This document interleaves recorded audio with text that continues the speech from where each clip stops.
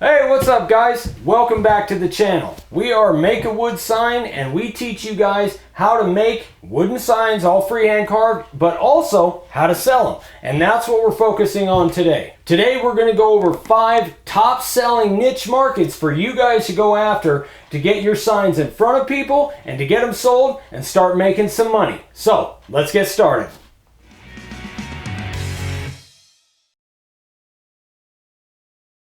Alright, so one niche market that you can go after is camping.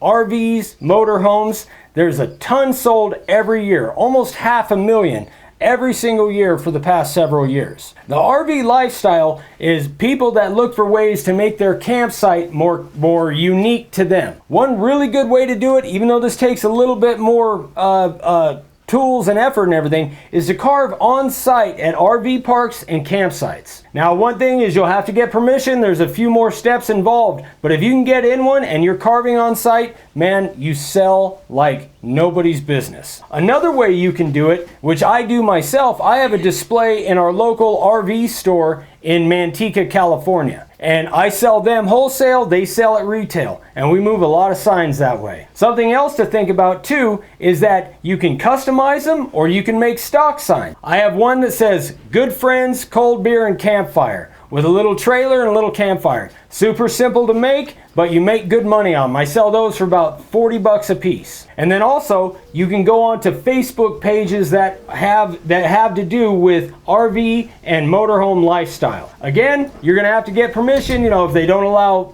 promoting your stuff, then you can't do it. But if you find the ones that allow you to do that, that's a great way to get your products in front of a lot of eyes really fast.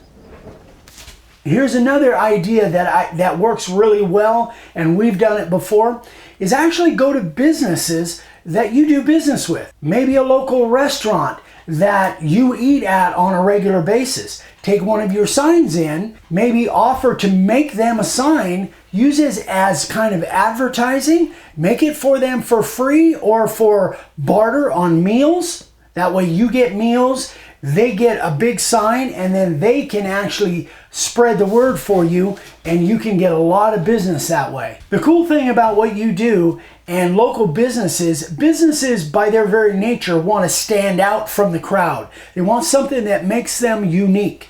A routed sign definitely does that. So all businesses generally need a sign, and if you show them what you do, maybe have some kind of artwork on there, show them what you do. If you make a really cool looking sign for a local business, then chances are not only will you get business from that from other businesses, but you might get business from that based on their clientele that walks in and sees this great looking sign. So don't forget, guys, businesses are a great niche to go after, and I think it's very under marketed. Another great niche market, which is one that I target myself a lot, is outdoorsmen. Hunters, fishermen, hikers, all those types of people, generally speaking, they really love wood products. They love the rustic look of it. Think of it like an old hunting cabin, things like that. One way you can do it is we have some gone fishing templates, and take something like that, take the sign, and go into a local bait and tackle shop. They love that kind of stuff, and especially local shops, they love selling local products because that's something that they can promote that a lot of people like buying. One of our guys, Bob Hatch, that lives up in Maine, he actually targets hunters a lot. If somebody gets a trophy animal and they want a way to memorialize it, they'll have their taxidermy on the wall, and then they'll have a sign with all that animal's stats and all the information about it right there. One thing hunters and fishermen love to do is remember their catch. So that's something that you guys can really go after that I think is not super utilized the way it should be. So here's a niche market that Dad and I had sold to forever. Actually, even my sister, who owns a sign company up in Anchorage, that sells to all the time. And that's real estate agents, real estate market.